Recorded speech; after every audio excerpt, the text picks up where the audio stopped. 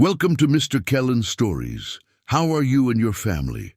Are you ready to step into a world filled with suspense, mystery, and unforgettable twists?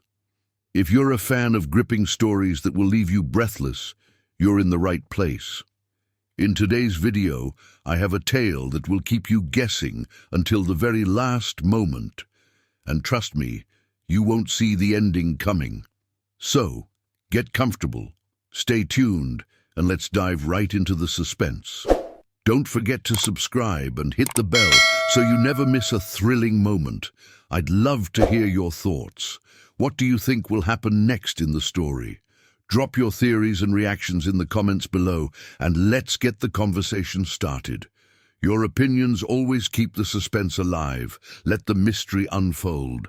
I'd always prided myself on being an ambitious, career-driven woman. From a young age, I knew that if I wanted to carve a place for myself in this world, I had to work harder, smarter, and never let anything or anyone get in the way of my dreams. And so, there I was, an assistant at a prestigious tech company, doing what I did best, working long hours, making sure my boss had everything he needed, and staying focused on my goals. I knew my place in the corporate world and was determined to build my own success. But then there was Mr. James Hawthorne. He was the CEO of the company, a billionaire, and a figure who commanded respect the moment he entered any room. At first, I thought he was just like any other powerful, cold businessman, untouchable, distant, and focused solely on profit. But the more I worked with him, the more I realized that there was so much more to him than his high-profile career and wealth. There was something captivating about him, something that made him stand out from the rest. He had this quiet intensity, a sharp mind that could calculate the next big move in a matter of seconds. But when he spoke to people, whether employees or clients, there was a gentleness, a level of kindness that took me by surprise. Behind those cold, calculating eyes, there was a depth of humanity that I couldn't ignore. It was in the way he listened when others spoke, really listened as though their words mattered. It was in the way he made me feel like I was more than just an assistant. I was someone worthy of respect. I began to notice that his smiles were rare but genuine, and his compliments, always understated, meant so much more than the usual flattery I was accustomed to. And so, as the months passed, I found myself slowly drawn to him. I tried to focus on my work, to ignore the growing feelings I had. But every time he spoke to me, something stirred deep inside me. It wasn't just his success or his money that captivated me. It was the person he was. He made me feel seen in ways no one else had ever done. It was subtle, but the more I interacted with him, the harder it became to deny the connection between us. One night, after a particularly grueling project had wrapped up, Mr. Hawthorne invited me to join him for a drink. We had just completed a major milestone in the company, and the celebration was overdue. He had always been a man of few words, but this time he seemed different. Perhaps it was the exhaustion from the project or the relief of a job well done. But there was something softer in his voice when he asked if I would join him. "Come on," he had said. "It's been a long few weeks. We could both use a break." I didn't hesitate. A part of me had always wanted to spend more time with him. But I'd kept those desires buried, tucked away beneath the surface. But tonight, something felt different. The office was quiet as most people had already left, and the prospect of an evening of quiet conversation with the man who had become a mystery to me was something I couldn't pass up. We went to a nearby lounge, an upscale place with dim lighting and soft jazz music playing in the background.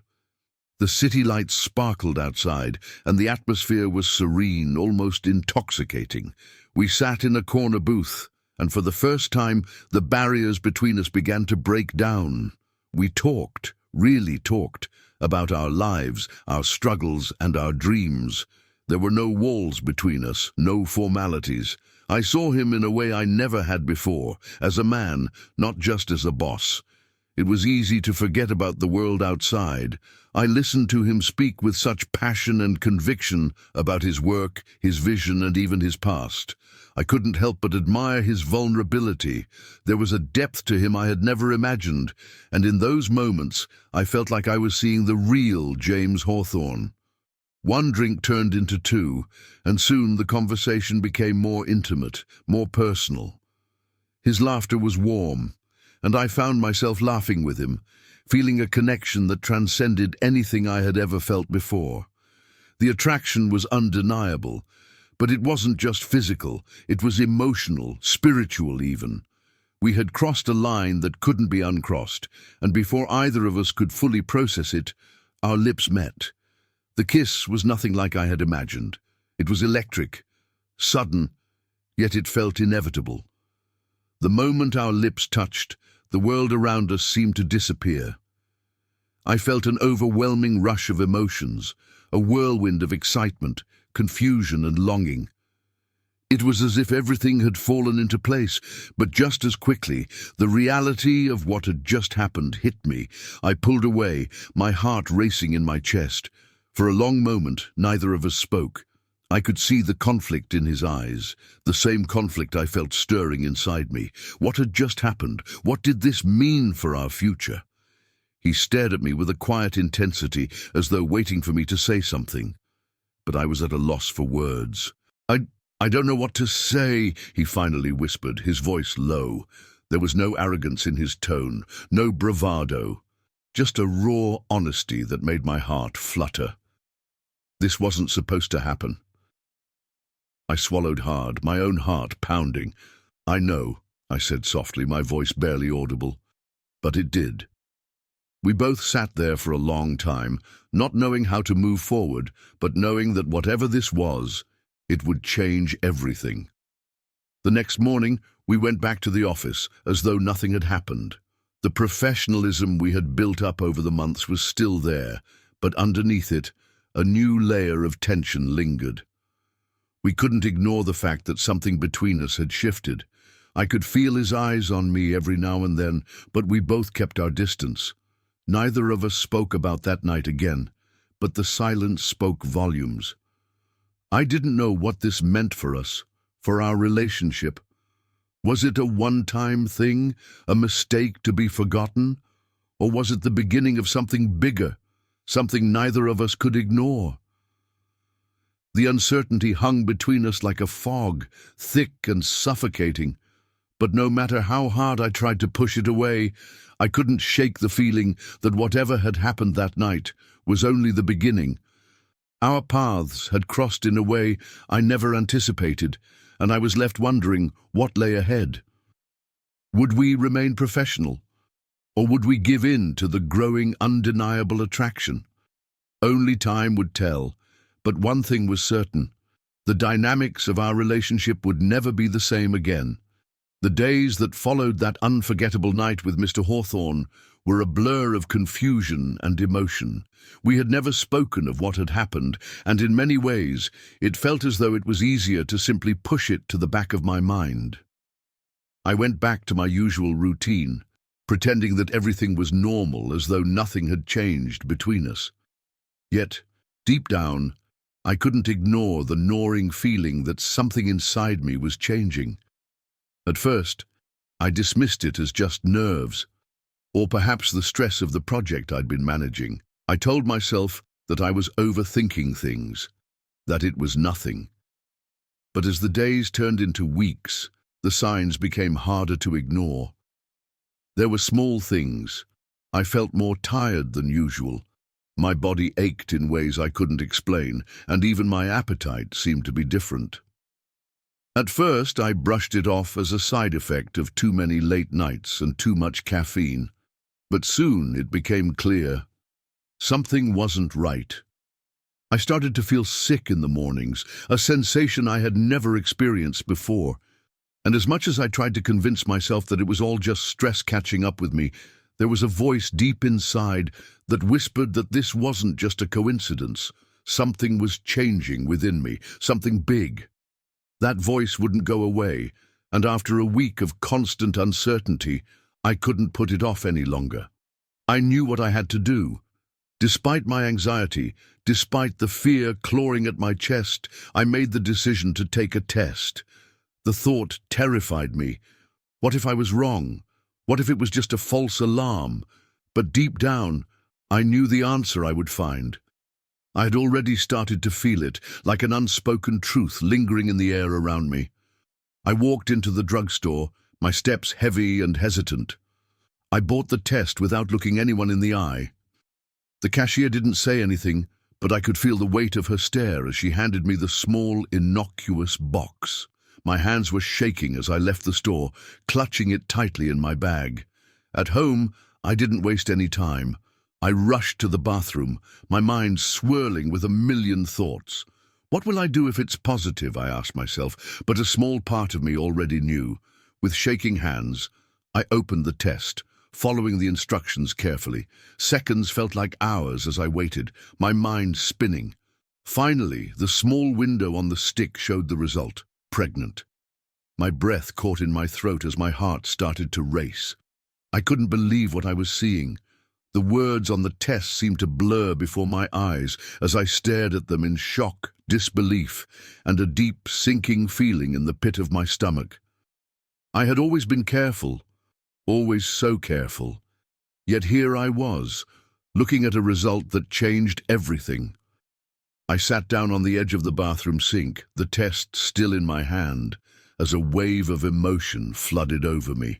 I felt the gravity of the situation pressing down on me, and in that moment, I realized that this wasn't just a mistake. This wasn't some fluke. This was real. And as my mind tried to process what had just happened, the only thought that kept coming back was, Mr. Hawthorne is the father. There was no doubt in my mind. The one night, the kiss, the connection we had shared, it had all led to this moment. I had always known that things were complicated between us. But this was something I hadn't been prepared for. The weight of the truth crashed over me like a tidal wave, leaving me breathless. What did this mean for my life? What would happen to my career? To us? I sank into a chair, the test still clutched in my hand, and my mind raced through a million possibilities. I tried to think logically, to come up with a plan, but nothing seemed to make sense. How could I tell him? Mr. Hawthorne was a billionaire, a man with unimaginable power, influence, and resources. I was just an assistant. I had spent my entire life working to prove that I was more than just my background, my race, or my gender. I had fought for everything I had achieved, and now this could undo it all. My mind spun in circles, unable to settle on a single coherent thought. What would he think of me? What would he say? He had never shown any interest in me beyond the professional realm, beyond the job I did. Would he be angry, disappointed? I was terrified that this revelation would drive a wedge between us, a permanent one, and yet I couldn't deny the connection we had shared. Despite all the doubts and fears swirling in my mind, a small, persistent voice deep inside told me that he wasn't the kind of man to turn away from responsibility. But what kind of future would we have together? What kind of life would this child have, growing up in a world of wealth, power, and expectations, with a mother who wasn't part of that world? The uncertainty of the situation weighed heavily on me. I needed answers, but I didn't know where to turn. I had no idea how to approach Mr. Hawthorne with something like this. I didn't even know where to start. The last thing I wanted was to make things worse, to complicate his life in ways I couldn't even imagine. But as the days passed, I knew I couldn't avoid the truth any longer. I had to tell him. I had to face the reality of the situation, no matter how terrifying it seemed. Would he be there for me? Or would this be the end of everything, of the connection we had shared, of the chance for something real, something more than just a fleeting moment? With each passing day, the uncertainty grew, and I realized that nothing in my life would ever be the same again. I had a choice to make, but it felt like a choice with no easy answers. My heart raced as I thought about the conversation I would have to have with him. Would he want to be a part of this? Would he want to be a part of my life? The only thing I knew for sure was that I couldn't keep this to myself any longer. And the fear that gripped my chest as I prepared to share the news with Mr. Hawthorne was like nothing I had ever felt before. The days stretched out in front of me, each one heavier than the last. Every time I saw Mr. Hawthorne, I felt my stomach tighten, my heart race, and my thoughts scatter. It was becoming impossible to ignore the reality of what had happened. The secret I carried inside me seemed to grow with each passing day, gnawing at me, threatening to consume me from the inside out. I couldn't escape it, not physically, not emotionally. I couldn't pretend that everything was fine, that I was just another assistant in his office, working tirelessly as if nothing had changed. I knew deep down that I had to tell him. I had to face this truth head on, no matter how terrified I was of what might come next. But the weight of that decision, it was unbearable. What would his reaction be? Would he be angry, confused, disappointed? Would he even care? The questions haunted me at night and distracted me during the day. I had no answers, only a deep, gnawing fear of the unknown. But I couldn't keep running from the truth. I had a responsibility, not only to him, but to the life that was growing inside me. This wasn't just my secret anymore. It was our secret, even if he didn't know it yet. After days of sleepless nights and pacing in my apartment, I made the decision. I would tell him. It wasn't going to be easy, but it was the only choice. I needed to be honest, to lay the truth before him, and face whatever consequences came with it. I reached out to his assistant to schedule a meeting. I tried to keep my voice steady, but the reality of the moment hit me hard. I had always been calm and collected in the workplace, but this was different. This was personal. This was life-changing. The day of the meeting arrived, and I could feel the tension in my chest, as though I were carrying the weight of the world on my shoulders. I spent the morning pacing back and forth in my office, rehearsing what I was going to say. Would he interrupt me? Would he yell? Would he demand answers that I wasn't ready to give? No matter how many times I ran through the scenario in my head, I couldn't predict how he would react. When the time finally came, I forced myself to stand tall, take a deep breath, and walk into his office. I could feel my hands trembling at my sides, but I refused to let them shake visibly. As soon as I entered his office, Mr. Hawthorne looked up from his desk, his eyes scanning me with that familiar intensity. But today, there was something different in his gaze. His eyes softened when he saw the look on my face. He had always been a man who could read people, and I could tell that he sensed something was wrong. "Is everything okay?" he asked, his voice gentle, a trace of concern creeping into his tone. He wasn't just a CEO right now. He was James, the man who had seen me at my best and worst, who had shared moments of laughter and silence with me, and now I was standing before him with a truth I wasn't sure he was ready to hear. I swallowed hard, my throat dry, but I knew I had to say the words. I had to take the leap, even if my heart felt as though it were about to burst. I inhaled deeply, gathering every ounce of courage I had left, and finally met his gaze. "Mr. Hawthorne." My voice cracked slightly, betraying my nerves. "I need to tell you something important." I paused, searching for the right words.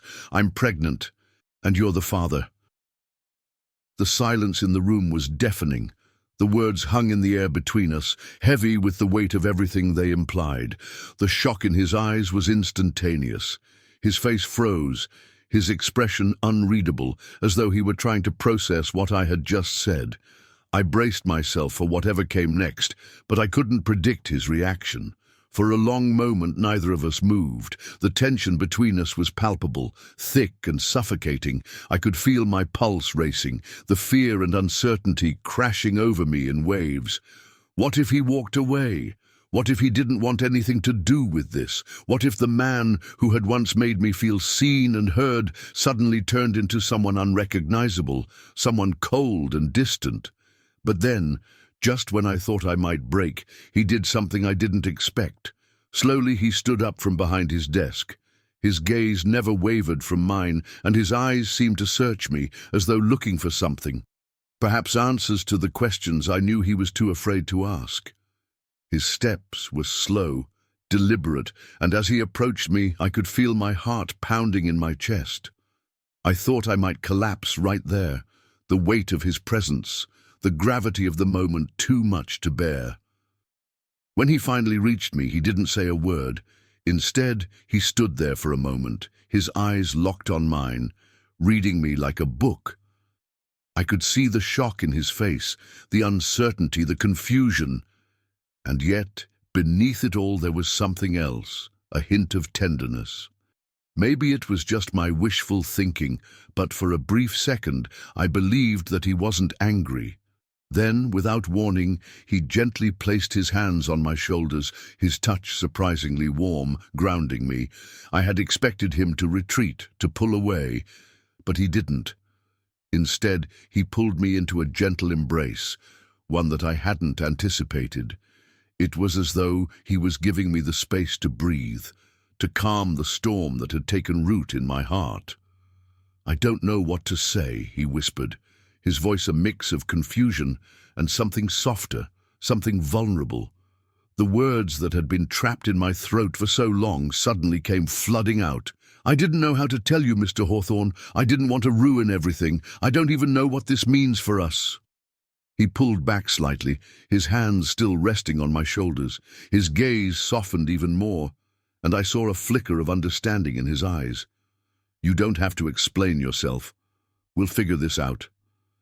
His words were like a balm to my anxious soul. I had feared the worst, but now, standing there in his arms, I realized that there was hope. There was a chance, however small, that we could figure this out together. "Thank you," I whispered, my voice barely audible as tears began to sting my eyes. It was the first moment in weeks that I felt like I could breathe again. He smiled softly, a genuine smile that made my heart ache with relief. "We'll get through this," he said, "and we'll do it together." I didn't know what the future held, but in that moment I realized that I wasn't alone. And maybe, just maybe, this was the beginning of something I had never imagined, something beautiful, something life-changing. The seconds stretched into what felt like an eternity as Mr. Hawthorne stood there, staring at me, his expression frozen, unreadable. I could see the flicker of emotions running across his face, surprise, confusion, maybe even a little disbelief. His sharp, calculating eyes that I had always admired for their unwavering focus, were now searching for answers in a world that had suddenly become far more complicated than either of us had anticipated. The silence between us felt like a heavy fog, thick and suffocating, filled with unspoken words that neither of us dared to voice just yet. My heart raced in my chest, pounding against my ribs as if it were trying to escape. I'd imagined this moment so many times, but now that it was here, it was nothing like I had expected. I had prepared myself for anger, for harsh words or cold silence, but there was none of that. There was just shock and a strange, almost painful stillness that seemed to fill the room. Then, after what felt like an eternity of silence, he spoke. His voice was soft, hesitant, as though he were choosing his words carefully, trying to navigate a situation that had thrown him completely off balance. "I don't know what to say," he whispered, his voice cracking slightly, betraying the vulnerability he rarely, if ever, allowed to show. "This is unexpected." I nodded, feeling a lump form in my throat. His words were exactly what I had feared, the unknown, the uncertainty, the fear of the unexpected. He wasn't angry, but he wasn't offering any comfort either. The rawness in his tone, the way his hands trembled ever so slightly as they reached for mine, told me everything I needed to know. He was just as lost as I was. "I understand," I said softly, my voice barely above a whisper. It felt like an apology, even though I wasn't sure if I had anything to apologize for. The words seemed to fall out of me, carrying the weight of everything I had been carrying for so long. "I just wanted you to know." My voice faltered, and I had to force myself to continue. "I'll leave if you want me to." It was the hardest thing I had ever said. I had always prided myself on my independence, my ability to take charge of situations, to handle things on my own. But this was different. This wasn't something I could handle alone. This was about another life, a life that would connect me to him forever. And in that moment, the thought of leaving him, of walking away, felt impossible. But I had to be ready for any response. I had to be ready for him to tell me that he couldn't be a part of this, that this would change everything between us. To my surprise, he shook his head. The simple gesture caught me off guard, and my breath hitched in my chest. "No," he said firmly, his voice steady, almost reassuring. "I'm not asking you to leave." He paused, as if weighing his words carefully. "I just need some time to process all of this." The tension in the room didn't immediately dissipate, but something in me softened. I had expected rejection, perhaps even anger, but instead he was offering me space. Space to breathe, to think, to process this unexpected turn of events. He wasn't pushing me away. He wasn't running from the responsibility. He was simply giving us time. I felt a strange mixture of relief and sadness wash over me, relieved that he wasn't immediately rejecting me, that he hadn't stormed out in anger.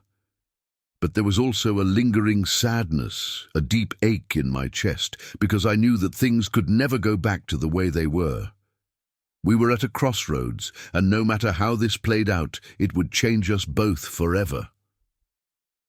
"Take all the time you need," I said softly, my voice steadier now.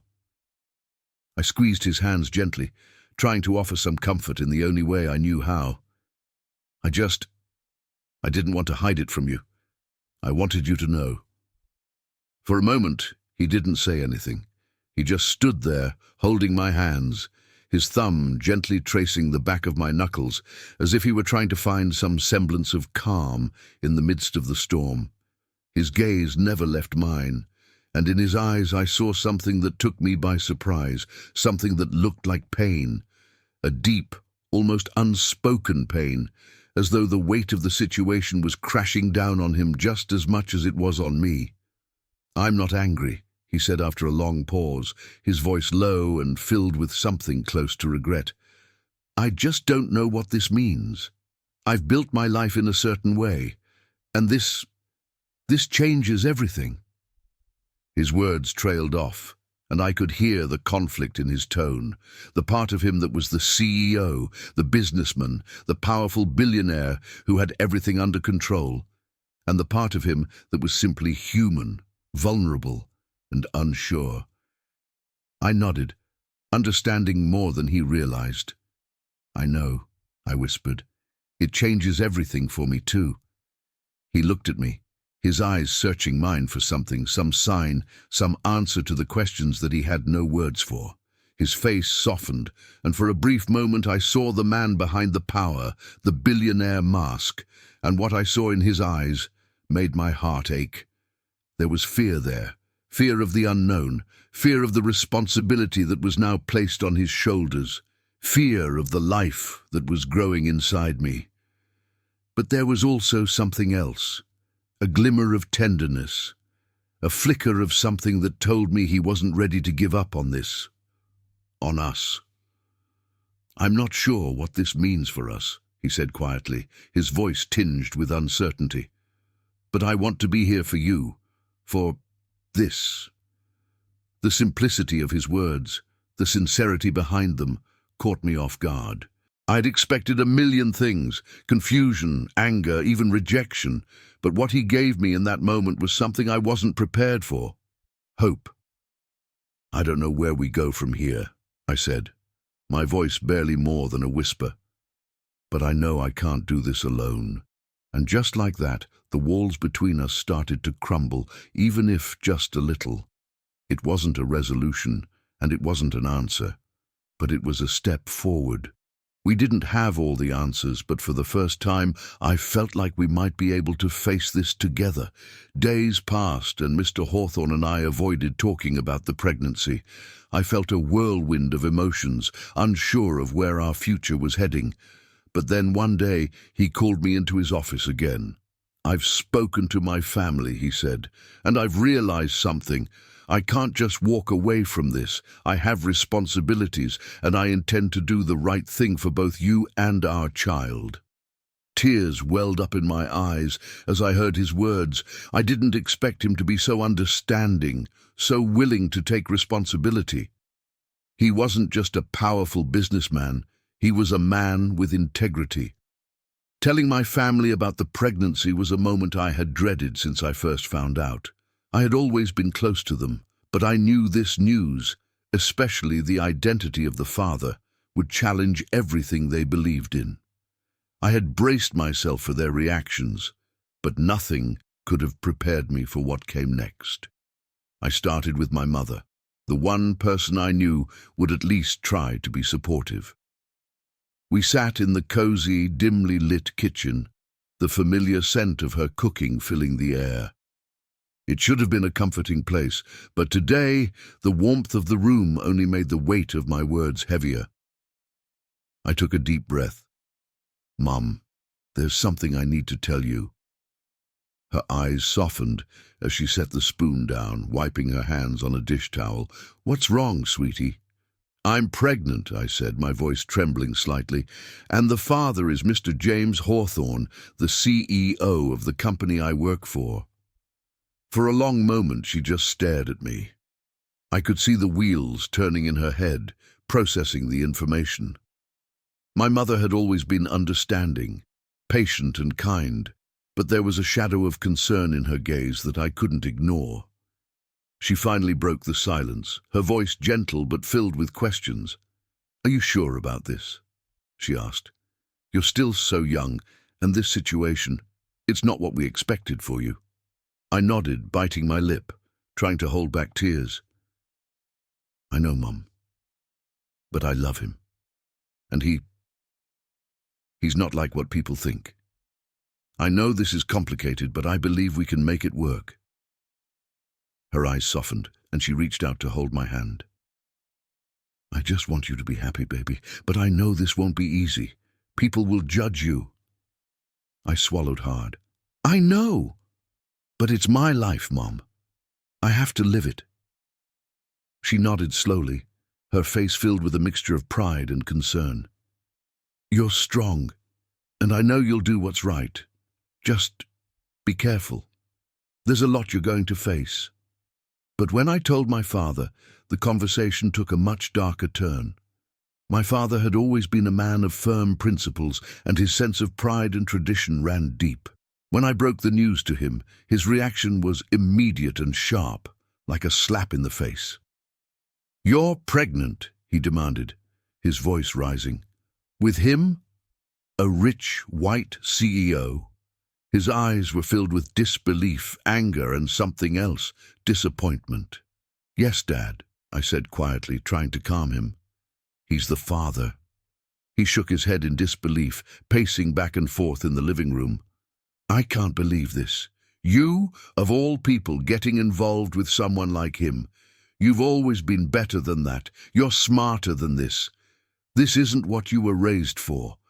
What are people going to say?" The words felt like daggers, sharp and cutting. The silence that followed felt suffocating, and I felt my heart sink lower with each passing second. "Dad, this is real. He's a good man. He cares about me, and he's going to be here for our child." But my father couldn't hear me. He was too caught up in his own anger and disbelief to see the truth. "This isn't just about you and him," he spat. "It's about who he is, what he represents. You're a woman of color, and he's a billionaire who could have anyone. You think this is going to be easy? You think people are going to accept this? You're making a huge mistake." The words stung more than I wanted to admit, and I felt the tears welling up in my eyes. "Dad, please. I need you to understand. I'm not asking for your approval, but I need you to at least try to see me for who I am, not just the situation I'm in." But it was clear that he couldn't see past his own biases, his own prejudices. He stormed out of the room, leaving me standing there, feeling more alone than I had ever felt before. As much as my heart ached from my father's rejection, I knew I couldn't give up on the love I had found with Mr. Hawthorne.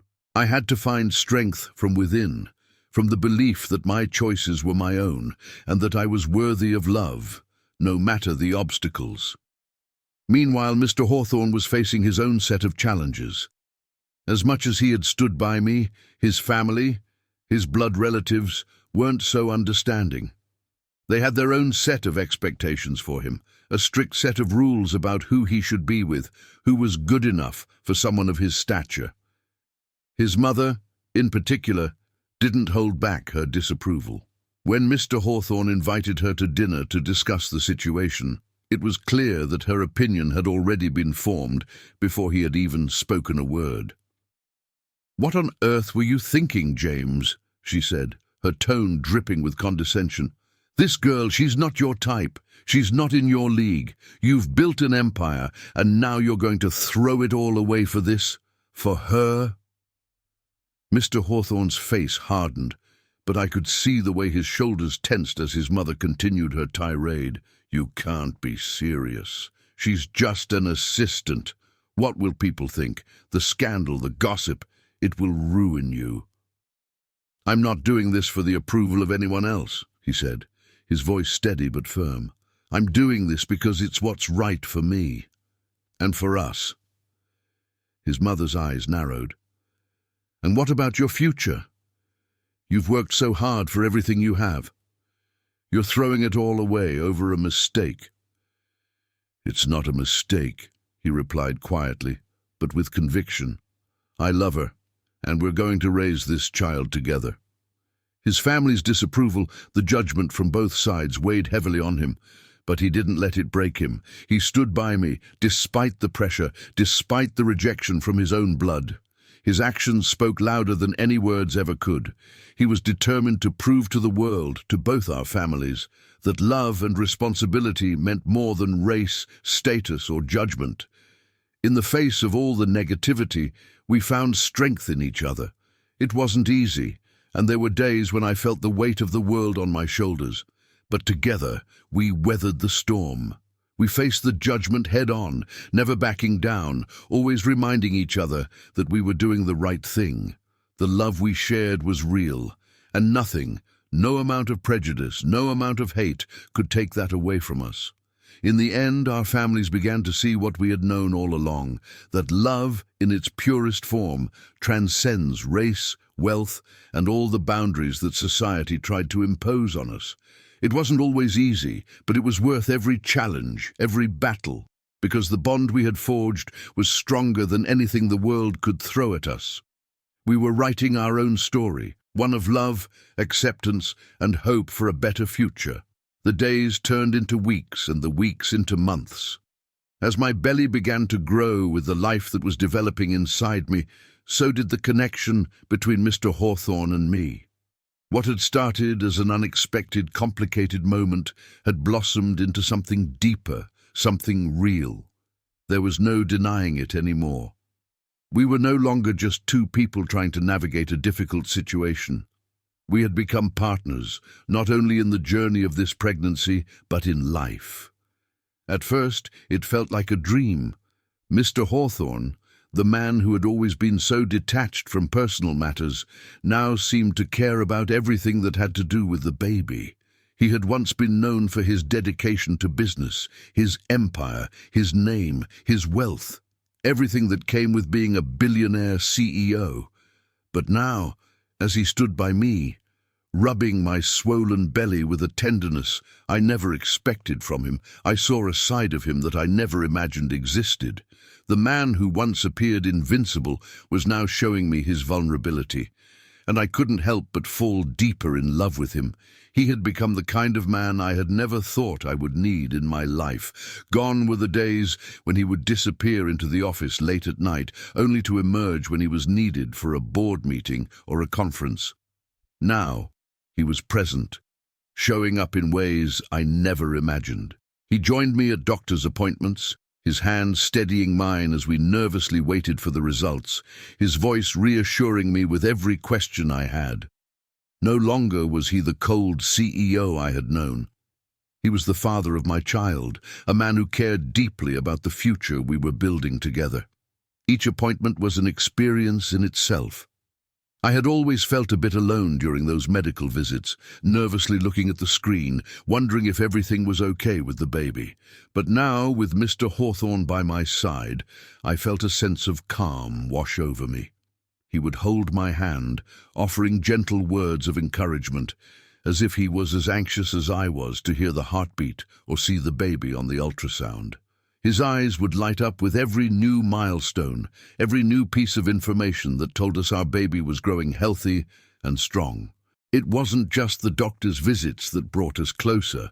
There were the late-night conversations we would have, often curled up on the couch in my apartment, discussing everything from what kind of parents we wanted to be to how we imagined the baby's future. Sometimes we'd just sit in silence, our hands intertwined, each of us lost in our own thoughts but comforted by the presence of the other. One evening, as we were arranging baby furniture in the nursery, Mr. Hawthorne looked up at me, his face softened by exhaustion but filled with a contentment I had never seen in him before. "This is what matters, isn't it?" he asked quietly. "Not the deals, not the money, not the empire I've built. It's moments like these, with you and this baby." His words hit me like a wave. I had always seen him as a man defined by his wealth, his status, his ability to control and influence the world around him. But in that moment, as he stood there, rolling up his sleeves to hang a mobile above the crib, I saw him as something else entirely. He wasn't just a billionaire CEO. He was becoming a father, a man who was beginning to understand that the true measure of his success wasn't in the number of zeros in his bank account, but in the love and family he was creating. The process of decorating the nursery was another unexpected joy. Mr. Hawthorne, who once only cared about luxury and precision, spent hours with me picking out colors, furniture, and toys for our baby. His meticulous eye for detail, which had once been reserved for boardrooms and skyscrapers, now focused on a crib and a changing table. I was amazed at how invested he was in making sure everything was perfect, from the soft colors on the walls to the plush stuffed animals placed carefully on the shelves. Sometimes I would catch him looking at the baby clothes with a soft smile, a faraway look in his eyes, as if he were imagining our child wearing them one day. And when I asked him what he was thinking, he'd reply with a grin, "Just picturing how perfect our little one will be." It was these moments, simple yet profound, that made me realize just how much he had changed. The man who had once been all about business and appearances had evolved into someone whose heart was full of love and warmth. He was starting to understand that family wasn't just about money, it was about the moments we shared together, the memories we created, and the responsibility we carried for one another. Despite all the challenges we had faced, his family's disapproval, my father's rejection, the pressure of living in the public eye, there was a peace that seemed to settle between us. It wasn't a peace that came from avoiding problems or pretending they didn't exist. No, this peace came from facing them together. We were building something that went beyond wealth and status. We were building a life, a future, and a family. As the months went by, I noticed the subtle but powerful changes in him. There was a lightness to his demeanor, a quiet joy in his smile. The man who had once been weighed down by expectations and obligations was now eager to make choices that reflected what truly mattered to him, our future, our baby, and the love we were sharing. And in turn, I began to feel more secure than I ever had before. I had always prided myself on being independent, on not needing anyone to complete me. But as I looked at him, standing by me through it all, I realized that love wasn't about needing someone to fix you or fill a void.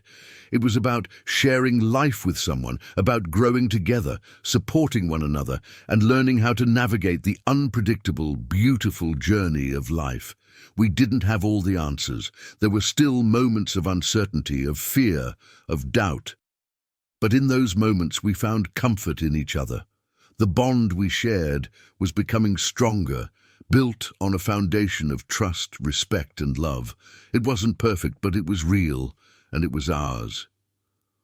"I never thought I'd be here," Mr. Hawthorne confessed one evening, his hand gently resting on my belly as we lay together on the couch. "I thought my life would always be about my work, my name, my legacy. But now I realize that this is what I want to leave behind." His words touched me more than I could ever explain. It wasn't about the wealth or the legacy anymore. It was about us, about the love we had found, the family we were creating, and the future that was unfolding before us.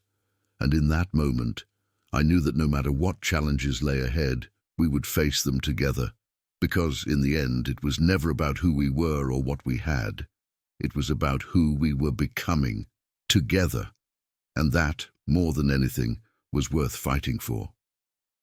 The day I went into labor arrived unexpectedly. Like a storm building on the horizon, it started slowly. An ache, a discomfort that I tried to ignore at first, but the reality soon settled in. The contractions came steadily, each one stronger than the last. There was a sense of urgency in the air, and my heart raced as I realized that this was it, the moment that would change everything. I could feel a mixture of excitement and fear swirling inside me. This wasn't just about the birth of our child. It was about the beginning of a new life, one that would be shaped by both of us, for better or for worse. I had never been more aware of the weight of the moment than I was now. I was about to become a mother, and Mr. Hawthorne, the man who had once seemed so distant, was about to become a father. Through all of this, he never left my side. As soon as I felt the first waves of pain, Mr. Hawthorne was there, his hand finding mine instantly. His touch was steady, grounding me in a way I hadn't expected. The calmness of his presence seemed to soothe the panic building inside me. He didn't look away, didn't shrink from the intensity of the moment. He simply held my hand, his thumb gently brushing over my skin, offering a silent promise that we would get through this together. "Just breathe," he whispered, his voice low and reassuring. "You're doing great." His words were like a lifeline, and I clung to them with every contraction. Each wave of pain seemed to stretch on forever, but his strength kept me anchored.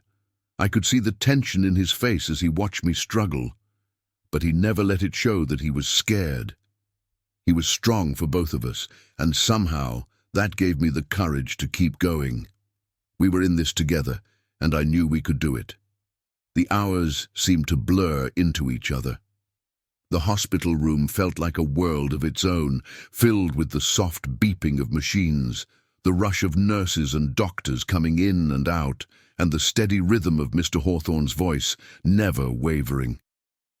He was beside me every step of the way, holding my hand, whispering encouragement, pressing his forehead against mine when the pain became too much. But despite the pain, despite the fear, there was a quiet strength in me that had never been there before. It was the strength of knowing that I was about to meet the little life we had created, the tiny soul that would soon be in my arms. And I could feel Mr. Hawthorne's excitement too. He was as eager as I was, his eyes shining with anticipation as the minutes ticked by. Finally, after what felt like an eternity, it was time. I could feel the pressure building, and in that moment, nothing else mattered. I had one singular focus: bringing our baby into the world. With one final push, the room seemed to hold its breath, and then, with the softest cry, our daughter entered the world. The moment I heard that cry, a wave of emotion crashed over me. I felt like my heart was being ripped open and put back together all at once. The pain, the fear, the uncertainty, all of it melted away in that instant. I was a mother, and Mr. Hawthorne, no longer just my boss, no longer just a man I had once been intimidated by, was a father. He leaned down to see her, and for the first time since I had met him, I saw him truly, completely vulnerable. His eyes were wide with awe, his face filled with wonder and love. He reached out, gently, as if afraid to break the fragile moment, and I watched as he laid his hands on our baby, as if touching her for the first time. Tears filled his eyes, and I saw something in him I hadn't seen before. Pure, unfiltered emotion. He held her in his arms, cradling her like she was the most precious thing in the world. "She's perfect," he whispered, his voice breaking. "Our little girl is perfect." The tears streamed down his face, and I couldn't help but join him in the release. I had never seen him so open, so raw. He wasn't the powerful, untouchable man of business anymore. He was simply a father, overwhelmed with love and pride for the tiny life we had created together. He looked at me then, his gaze filled with something deeper than I had ever seen in him before. In that moment, I knew that everything had changed. The world we had once known, full of expectations, pressures and judgment, no longer mattered. What mattered was this: our family, our love, and the future we were building for our daughter. "We did it," he said, his voice filled with awe as he gently handed our baby girl to me. I took her in my arms, and the world seemed to pause. The softness of her skin, the way she wriggled in my arms, her little hands gripping my finger, it was all so new, so miraculous. And in that moment, I knew there was nothing in this world that would ever compare to the love I felt for her and for Mr. Hawthorne. As we looked down at our daughter together, I saw the reflection of everything we had overcome, our struggles, our differences, our challenges, and yet, in that little life, all of those things seemed insignificant. The judgment from our families, the obstacles we had faced, all of it faded away in the face of this one simple truth. We had created a family, and it was perfect. In that moment, I understood that the journey we had embarked on, the one that had begun so unexpectedly, was more than worth it. It wasn't just about a baby or love. It was about finding each other in the chaos, about discovering what truly mattered. And now, with our daughter in our arms, we had everything we needed. Together, we would face whatever came next because we had each other. And that was all we would ever need.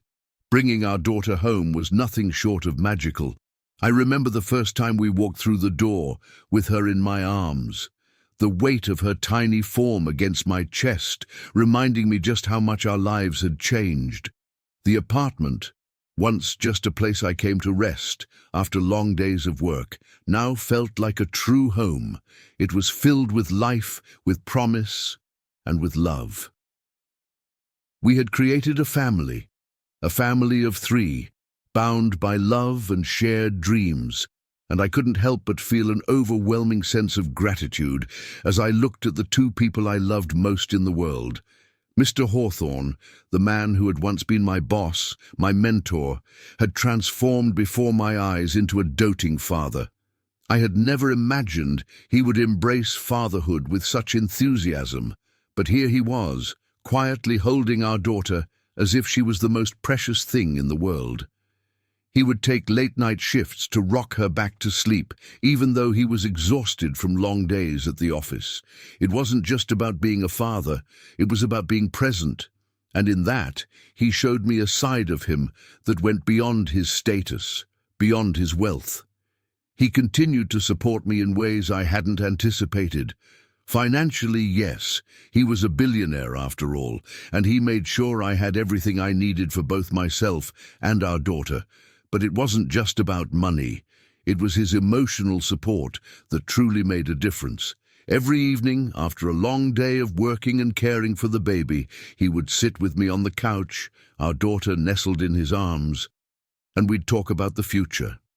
We'd laugh about the silly things she did, marveling at how such a small person could bring so much joy. But we also talked seriously about our plans for the future, about the life we wanted to build together as a family. Mr. Hawthorne wasn't just my partner in this. He was my equal. And in those moments, I realized how far we had come from the days of uncertainty. What started as an unexpected attraction had grown into something far deeper, something far more meaningful. We were building a life together, a real, tangible life filled with love, respect, and unwavering commitment to each other and our daughter. The first few weeks after we brought our daughter home were a blur of sleepless nights, endless diaper changes, and new parent jitters. But even in the chaos, we found a rhythm. We learned to navigate this new chapter of our lives as a team.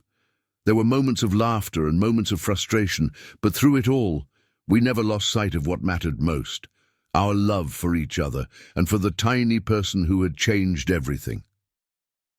At the same time, our families began to adjust, albeit slowly. It was clear that both of our families had reservations. My father especially struggled with the fact that I had become involved with someone so much older, someone from a completely different world. And while he had come to accept my pregnancy, the idea of me being with a man like Mr. Hawthorne still felt foreign to him. But when our daughter was born, something shifted in him. I could see it in his eyes as he looked at her for the first time. She was his granddaughter, his flesh and blood. And suddenly, the differences that had once seemed so insurmountable didn't matter as much. It wasn't that he fully accepted everything at once. There were still moments when I could feel his hesitation, his uncertainty about how to fit into this new family dynamic. But with each visit, with each smile he offered our daughter, I could see the walls around his heart slowly start to crumble. In time, he became a grandfather who adored his granddaughter, and that made all the difference. He began to see me not just as his daughter, but as a woman who had made her own choices and who had built something beautiful with someone who truly cared for her. Mr. Hawthorne's family was a different story. While they were polite, I could always sense their disapproval. They weren't as open to the idea of me being a part of their lives, and it stung. I knew that they saw me as the woman who had trapped their relative, the one who had caused him to give up his freedom for a family. They viewed me with skepticism, and I couldn't help but wonder if I would ever truly be accepted. It was a painful reality, especially when Mr. Hawthorne's family would gather for holidays or special occasions, and I was left on the sidelines, unsure of where I fit in. But the thing was, it didn't matter as much as I thought it would. Over time, Mr. Hawthorne's love for me became so evident, so undeniable, that their opinions began to feel less important. Yes, it hurt that they couldn't see the value in me, but I knew in my heart that our daughter would be the bridge that brought us all together. And when they finally met her, I could see something change in their eyes. She had a way of softening even the hardest of hearts, and slowly they began to accept me as part of their family, not just because of who I was, but because of who we were together. The love we shared was real, and over time, even the most distant members of his family began to see that. As the months went by, we created a home together, a home built on trust, respect, and an unwavering commitment to the future we were shaping. The house was filled with laughter, with the pitter-patter of little feet, and with the quiet hum of our love. We had both come from different worlds, worlds that were filled with expectations and judgments, but together we had found something real. We had found something that no amount of money, no amount of power could ever take away. A family bound together by love, by sacrifice, and by the shared dreams of a future built on something far more important than status or wealth. Looking at our daughter now as she took her first steps, I couldn't help but feel a sense of peace settle in my heart. This was our new beginning, and it was more than I had ever imagined. Our story had begun in a whirlwind of uncertainty, but it had led us here, to a life full of love, full of promise, and full of hope for the future. Together, we had overcome the odds, and we were just getting started. Years later, I find myself reflecting on the path that brought me to this moment, and I can't help but feel a deep sense of gratitude for everything that happened. That time in my life, when everything seemed so uncertain and overwhelming, was actually the turning point I never knew I needed. Looking back, I realized that it wasn't easy. Far from it. There were struggles, there were tears, and there were moments when I wondered if we could truly overcome the challenges that life threw our way. But what I've come to understand now is that it was all worth it. Every hardship, every difficult decision, every challenge, it led me to a place of love, understanding, and family. It's funny, really, how life works. I never imagined that my journey would lead me to a billionaire CEO, let alone the father of my child. I never imagined that love would bloom in such an unexpected way, crossing lines of race, wealth, and social standing. But through everything, love proved to be the greatest teacher. I learned that love doesn't care about race, money, or status. It's not about the things we have or where we come from. It's about the connections we make, the choices we take, and the people we choose to be. And in the end, that's what matters. Mr. Hawthorne and I had built a life together, a life that was shaped by our shared dreams and by the love we had for each other and our daughter. There were still moments of doubt, still moments when the weight of the world seemed too much to bear. But those moments grew fewer and farther between as we leaned on each other, supporting one another through the ups and downs. And we weren't just partners in this. Together, we were building something bigger than ourselves. We were building a family. Our daughter, the beautiful little girl who had brought us together in such an unexpected way, had grown into a smart, confident, and compassionate young woman. She reminded us every day of the power of love. From an early age, we taught her the values that mattered most: kindness, equality, and respect for everyone, no matter who they were or where they came from. We told her that no matter how different someone may seem on the surface, we are all more alike than we think. And we made sure she understood that true beauty lies not in appearances or wealth, but in the heart and the way we treat others. As our daughter grew, we saw her challenging the prejudices that so many people around us tried to impose on her. She saw the world through a lens of possibility, not limitations. When people tried to put labels on her because of her race, or when they assumed her father's wealth defined who she was, she would confidently stand up for herself and for the values we had instilled in her. It made me proud to see how much she had taken to heart what we had taught her, that love, kindness, and equality were the true measures of a person's worth. But more than that, it made me proud to see the way Mr. Hawthorne had changed, how he had come to understand the power of empathy and the importance of family. The man who had once been all business, all about power and success, had softened in the best way possible. He had become the kind of man who knew that love was what truly mattered. He was the best father, the best partner, and the best man I had ever known. Together, we had created a life that defied expectations and that was filled with more joy and meaning than either of us had ever imagined. Our relationship was not without its challenges, but we faced them together, as a team. We proved that love isn't something that can be bound by society's rules or expectations. Love is something that transcends race, wealth, and status. It's about the bond you share, the trust you build, and the way you care for one another. We had created a family that was not just a product of circumstance, but one that was born out of choice.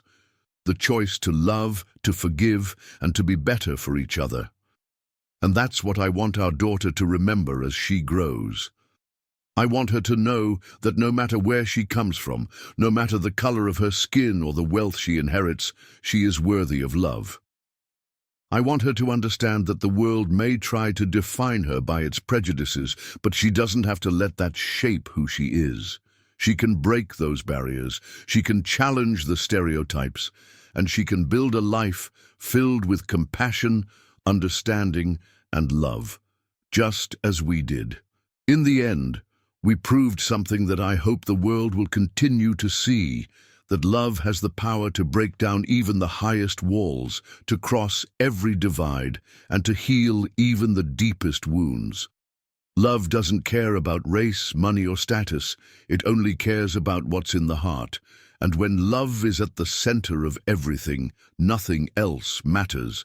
We had started with nothing but a single connection, a spark of something that seemed impossible. But look at us now. Our family is a living testament to the idea that love can change everything.